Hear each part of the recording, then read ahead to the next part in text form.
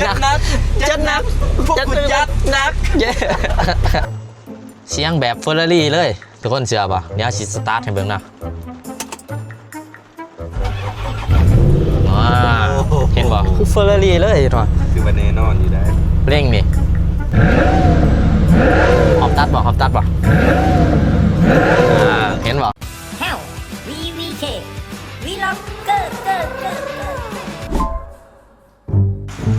สบายดีทุกคนเนาะตอนนี้เราอยู่สตูดิโอฝนตกเสียงเขียดดังออกแอกเนาะเสียงอึ่งเนาะฝนตกเนาะน้ำท่วมหน่อยนึงตอนนี้เราสิออกไปส่งโทนี่เนาะโทนี่สิไปหาผู้สาวหน่อยเนาะเราก็เลยสิไปส่งโทนี่ตอนนี้ฝนตกก็สิไปหาน้องผู้สาวโอ้ตายแล้วโทนี่เนาะอินเดียเปียกไปเลยมันมาคืนนอนบอลใหญ่อดแม่นเหรอเรื่องไหนมันนอนนี่ตอนนี้เขามือใหญ่อดนอนมานอนรูมพี่ตอนนี้เขาจะไปส่งโทนี่เนาะโทนี่เลือกกระสีกระปุกไอ้น้องให้ไปส่งไปหาผู้สาวเนาะตายแล้วโอ้ยคลิปจังหน่อยปล่อยคลิปไปหรือสาวหายไม่ได้อันเดียจะได้คือว่าเดือดเดือนเที่ยงคืนฝนตกสาวแห่งแสดห้าอยู่โอ้ไก่เปื่อยเนาะโอ้อย่าปากอีกโอ้จะได้ไอ้น้องนอนกระปุกไปส่งตายแล้วส่งผู้โอ้ปุ๊บใจนะว่านุ่มคนเจ้าสู่นี่ใส่เอายังบูเบิร์ตได้ตะคอยบูเบิร์ตบ่เครื่องเครื่องเบิร์ตหรอบ่แป๊บมาโอ้ตายแล้วเดี๋ยวพามึงไปเลยรถมีตะกองคือผู้ชีคือเป้งมืออื่นมีได้เป่าพรมมืออื่นสิไปไทยบ่มืออื่นควรสิไปไทยเนาะไปหาผู้สาวหั่นแหละแต่โทนี่ก็จะออกไปหาผู้สาวก่อนไปเวียกแล้วก็ให้อ่างเซลไปนำบักแจกเด้อไปนำบักแฮวเด้อจันทร์จังซี่นะโอ้ตายแล้วเนาะขออ่างเนาะทุกคนคนจะศูนย์แหละเอาสิถ่ายคลิปนี่เนาะประจานลุงโทนี่เนาะเลือกเดือนเที่ยงคืนก็ไปหาผู้สาวเนาะนี่บรรยากาศฝนตกอยู่นี่มิดจิรีตกเลยดีเนาะมันจะบริหารแมนมันจะบริหารมันจะเย็นช่วงเดือนใดวะ2 เดือนก่อนเนาะหอนแห้งโอ้โคตรหอนไปคนเจ้าสุฮะยังบ่แล้ววันนี้ยังอีกว้าเอาลายแท้ไอ้นี่18แควงบ่ใกล้เกิดเดือมเนาะอันนี้ก็ตูบน้อยๆเนาะยายอ่อนเรานอนอยู่นี่ฝนตกศัตรูเฮาถือว่าหลอดเนาะศัตรูถือว่านำบ่ซึมปลอดภัยดีทุกคนนะแต่ว่าแถวหนาบนนั้นนำอยากอังหน่อยนึงเพราะมันบ่ทันแล้วโอเค let's go ไปโอ้สิเอาของตอดไปให้ผู้สาวไปได้นี่เอากระเป๋าไปนอนเพื่อนผู้สาวดินอนเพื่อนผู้สาวแล้วก็มืออื่นก็ไปเวียกเลยไปเอาสิคีLamborghini เนาะไป Lamborghini เขาอีพอเนาะนี่สายลุยในรถกันเอาล็อกเนาะกดล็อกก่อนเรียบร้อย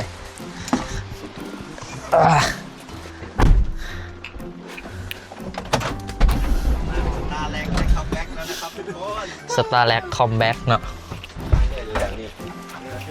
ใช่ปะปั๊บเบาะอันนั้นอันนั้นล็อกเนาะโมเมนต์ใส่แบบแม่นนวลจับเลยเอายังนี่เอาสิฟังเสียงสตาร์ทเนาะเสียงแบบเฟอร์รารี่เลยทุกคนเชื่อป่ะเดี๋ยวสิสตาร์ทให้เบิ่งนะเห็นป่ะคือเฟอร์รารี่เลยหน่อยคือวันแน่นอนอยู่ได้เร่งนี่หอบตัดป่ะเห็นป่ะโอ้หอบตัดเหล็กทอยเนาะนี่ใส่แบบระบบแบบดิจิตอล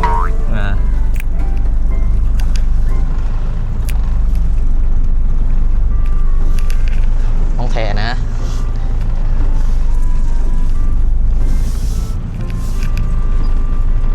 เหลือมตาจากกูเห็นทางเลยเปิดก็ได้แฟดมืดๆเลยเรียวๆเลยโอ้โทนี่ใครตูเนาะ คนจะสู้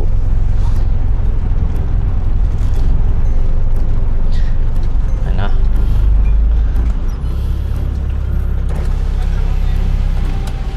โอ้คือรถคนเจ้าสู้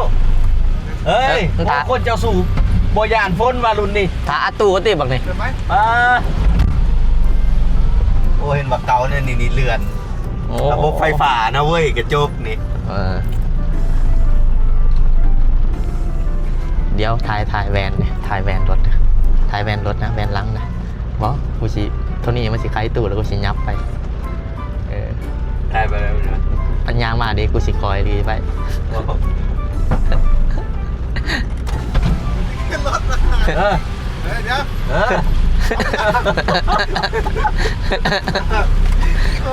โอ้คนเจ้าสู่นี่แบบบ่หูหนาวบ่หูแบบฝนตกยังกับบ่หยานเนาะ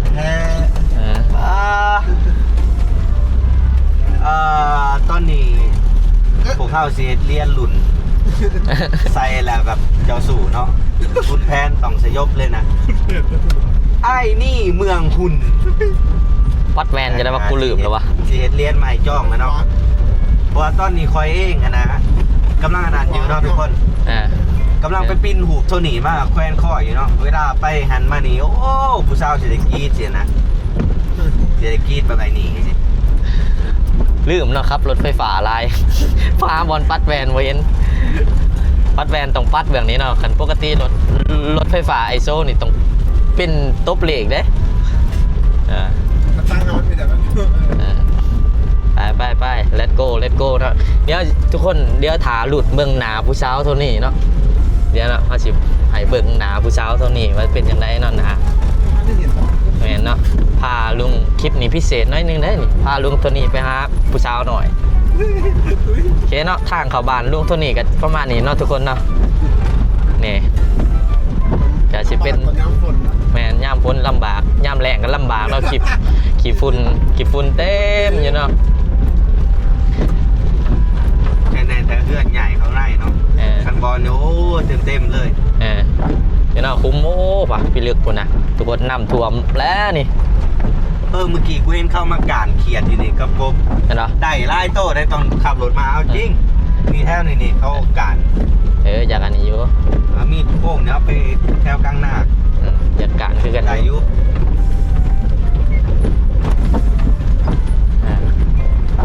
ไก่สีออกทางใหญ่เลยเนาะ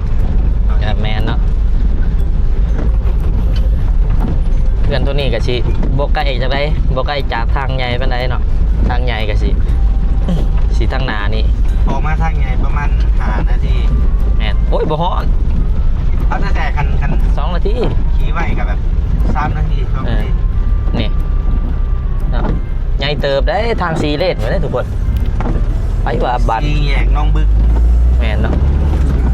สิ่งเนาะเฟอร์รารี่เนาะเฟอร์รารี่สตาร์แลกนะแมนเนาะสตาร์แลกในตำนานนี่ฝนกระตกแห้งๆเนาะทุกคน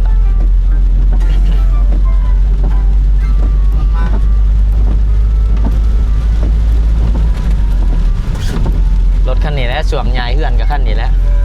ใหญ่สตูเก่ากับคันนี้เนาะทุกคนจะถือว่าได้เวียกกับมันล่าอยู่แมนช่วงหนึ่งกับอันนั้นเนาะชีน้ำเติมน้ำทุกคนเนาะไอ้นั้นยังก็ทอน้ำหัวปะทอมาน้ำหัวแป้งเลยเนาะโอ้ว่าตอนตัวนี้นี่ผู้สาวกับป้าเขาเด้ตอนนั้นคุณเจ้าสู่เด้กับคันนี้แล้วลำบากพออีกไปหอบเครื่องคล้องมากแม่รถคันนี้นี่12 เหล็กมาเลยทุกคนไม่ได้โดนไล่ช่วงใหญ่เครื่องช่วงแล้วรถมันได้ไปยืมเขาเนาะขี่เบรกบ่ได้ขาดบ่ได้ขาดบ่ได้เนาะเบรกลังกับพวกกินนี่นะโอ้ว่ะแม่งขับมาหอดนี่แล้วน้องไก่ที่หอดซีแยกขึ้นทางด่วนนี่มาแอลบกาครับจอดก่อนนะโอ้ยากนะเว้ยและจำเป็นเดินสร้างมาไปอย่าหน่อยเบรกสร้างมาขับให้เนาะเบรกได้แค่แน่เบรกได้เท่ากับเบรกแบบเบรกน้ำเล็งน้ำนะมันก็ขาดอันนี้ขาดบ่ได้แล้วยังเบรกบ่ได้อีกเหมือนเล็งมันก็ไปแล้วอย่าเบรกตอนนี้เขามาเรื่องลักเนาะ ลุงโทนี่เนาะเดี๋ยวเรามาเบิ่งเนาะว่าผู้สาวลุงโทนี่หน้าตาเป็นจังไดเนาะทุกคนน่าจะบ่ทันได้เห็นเนาะ ยังไม่เห็นเนาะ ย่างบันเดนเนาะเด็กตื่นๆโอ้ยปลุกไก่น้องมาส่งตายแล้วนอนบ่รับเพิ่นว่าต้องได้กอดผู้สาวนอนจังนอนรับโอ้ยไฟแดงเว้ย ไฟแดงเนาะเราต้องจอดเนาะต้อง ทาง ขี่ตามกฎระเบียบ ทางด่วนได้ทางหนานี่ขึ้นทางด่วนเนาะ ทางขึ้นทางด่วนน้องเวียงเนาะมัน แม่นไปทางอันนี้เอาบ่ได้ไปเนาะ เป็นอีกอะไปโรงเรียนเลยเนาะ เอาเลี้ยวซ้ายนี่ก็ไปสตูเก่าเฮาเนาะแล้วก็ไป เพื่อน โซเนาะ ไอโซเนาะกับมินเนาะกับบ่ใกล้กันเนาะจากบอนเก่าแต่ก่อนทางนี่โอ้ยทางเขาเฮ็ดบ่แล้วนี่โอ้ยคุ้มแพงให้นักใกล้บ่ใกล้เดี๋ยวนี้มันแล้วแล้วสบายเนาะบัดนี้ขี่สบายลัดมาแป๊บเดียว คาดองผู้สาวกับคืนแถวนี้เนาะ แม่นเนาะค่าดองแต่ก่อนผู้สาวแถวนี้นี่ค่าดองถูกเด้พ่อ ทางบ่ดี ทางใหม่แล้วปึ๊บค่าดองสัตว์พุ่งขึ้นเนาะโอ้ตายแล้ว คาดองอัพเลยเนาะ ใครแต่โทนี่ยังล่มเนาะล่มตอนโซนี่ผู้สาวหน่อยอยู่นี่โทนี่ล่มตั้งแต่สมัยทางเก่าก็เลยคาดองก็เลยหักซาเลดเก่าเนาะบริษัทนี่ เก่าไว้อยู่ บริษัทนี่แพงเด้นี่ แต่ก็ยังลีดเก่าอยู่กับสาว น้องแต่งเนาะทุกคนเนาะ กับเมียหน่อยประมาณใดกับเมียหน่อยนี่รักใครได้รักอยู่รักกินนะ นี่ตลาดอกซี่เนาะทุกคนเนาะตลาดออดซี่วะ อดซี่อดซี่ อดซี่เนาะ อยู่ไกลตลาดเนาะแต่ก็บ่ค่อยได้มาเนาะ บ่ค่อยมาตลาดเนาะ เพราะว่าส่วนนี้บ่ค่อยได้ซอยอยู่เนาะ อีย่างขั่วกับบ่ทันแล้วเกินขั่วกับบ่ทันแล้วเนาะเดี๋ยวเกินขั่วแล้วก็สิมีหลายอย่างหลายเมนูเฮ็ดอยู่ เจอกันเนาะ แม่นบ่นี่หอมนี่บ่ แม่นเหลียวพัว แม่นจะบ่ แม่นซอยทางหน้า หอมแล้วบ่นี่ ไกลแล้ว มันไก่ไปน้ำมัน นี่เด้ อันนี้ แม่นบ่ น้ำมัน ข้าวหอมถือแล้ว เดี๋ยวพัวเขาน้องแต่ง นะเดี๋ยว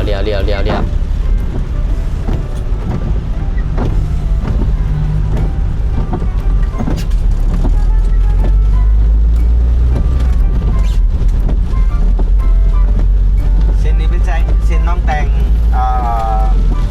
สอดไปทางสังทองก็ได้เนาะเส้น แม่น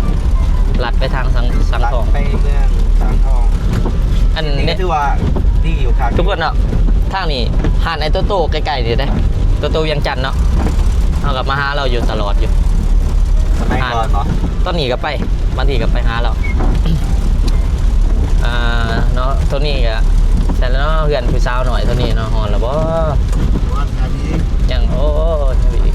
ยอมรับแล้วเว้ย ยอมรับแล้วบัดนี้โอ้ยอมรับบ่มีเนาะ เอาบัดร้านกูอยู่โดมไส้ได้เห็นได้เลยกูสิบอกไฟได้แหละกูจะติดตั้งไว้กันได้ไหม อยู่เวียงคนหนึงอุดมใจคนหนึงเนาะทุกคนเนาะ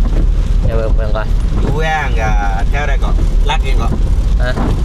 รักษา8ใช่ปะ วันไฟนะ ไปเรื่อง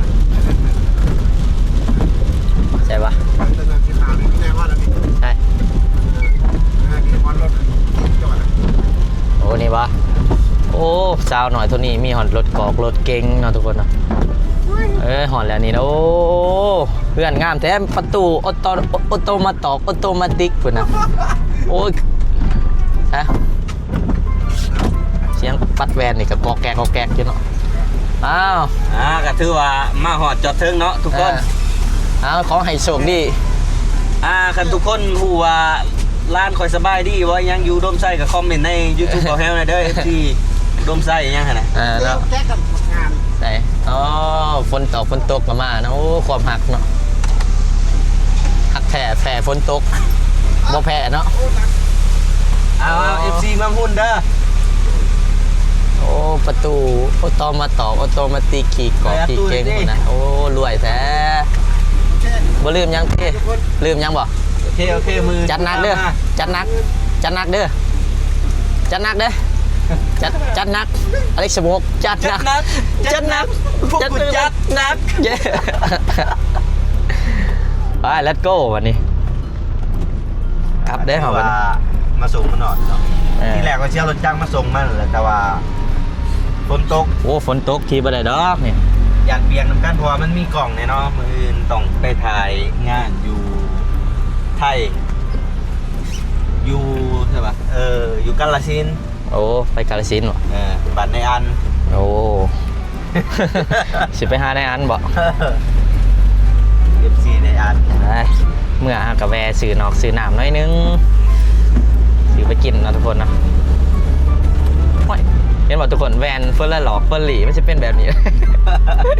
เริ่มมั่วนะทุกคนเนาะตายแล้วโมเห็นยังเบิดนี่เอาเดี๋ยวเจอกันเนาะสิแวร์เซเว่นเนาะซื้อจักน้อยนึงยังกินน้อยนึงเนาะนางเฮ็ดเวียกตอนนี้เราก็ชอนเซเว่นแล้วเดี๋ยวไปซื้อไปยังกินเนาะน่าจะแป๊บซี่เนาะสิเมื่อนั่งตัดของตัดคลิปเฮ็ดฟอกเฮ็ดเพลงเนาะเซเว่นทางหน้านี่บ่เท่ากับห่างจากเซเว่นประมาณได้บ่8โล9โล10โล ประมาณ10กิโลอ่ะได้อยู่ ประมาณ10โลเนาะเซเว่นเขาหนาจะบ่ให้ถ่ายยังอยู่ในถ่ายรูปถ่ายยังก็น่าจะบ่ได้ถ่ายทุกคนเดี๋ยวทางนอกเขาสิถ่ายทุกคนเบิ่ง ข้างหน้ามั่วเลยไปถ่ายไป โคตรมั่วเลย บ่เห็นเลยว่ะ โอเค จัดหนักเนาะทุกคนเนาะอ่ะเดี๋ยวจะน้อยเนาะเขาซีเวนกันเนาะทุกคนเนาะห่อเนื้อนะเนาะทุกคนเนาะป๊าดเสียงอึ่งแต่สะอ่อนเด้อเห็นคลิปจับอึ่งบ่เนาะทุกคนเนาะทุกคนคิดมาแนวใดเห็นคลิปเลาะจับอึ่งบ่หลายแห่งเลยนี่เสียงอึ่งเข้าใจเนาะเสียงอึ่งหลายแห่งเนาะโคตรร้ายเลย เกียร์นอนบ่ได้แล้ว ไปเซเว่นมาได้มาหลอกจับแจกเนาะได้เป๊ปซี่นะทุกคนได้เป๊ปซี่กำลังกอนะของน้ำทุกคนเนาะยังไม่ทันเหลวมันนะซื้ออันนี้ตูดทอเนาะทอใส่จอกเป๊ปซี่เย้กับโจ๊กเอาไว้กินตอนดึกตอนหิว อย่าต้มบ่ได้เรื่องอ่ะ อันนี้นำของแจ็คเนาะ คิ้ววะยัง เนาะ กินยังวะกินขึ้นรถเมล์นี่ บ่ไหวสิควรสิไหวซื้อแล้ว เจ้าเนาะคลิปกับชิปประมาณนี้เนาะทุกคนเนาะโอ้เปียกเปิดเดี๋ยวจะได้กับจะมียังมวนๆกับชิทายทุกคนเบิ่งต่อเนาะโอ้อยากถ่ายคลิปจับอึ่งอยู่นี่แต่ว่ายังมันมีโคมไฟเนาะ มาจะใช่ก่อน เดี๋ยวมาแจ็คมาไทยก่อนเนาะกับโทนี่เดี๋ยวพากันเฮ็ดคลิปไปเลาะจับอึ่งเนาะส่วนนี้ยามฝนนี่เต็มแมนตื่นเช้ามากคันแดดนี่กระป้อมออกแห้งร้ายเนาะไปเดี๋ยวก่อนเนาะคลิปก็จะจบเพียงเท่านี้เนาะยังไงก็ขอบใจทุกคนที่ติดตามเนาะอย่าลืมเนาะกดติดตามพี่แฮวไว้บ๊ายบาย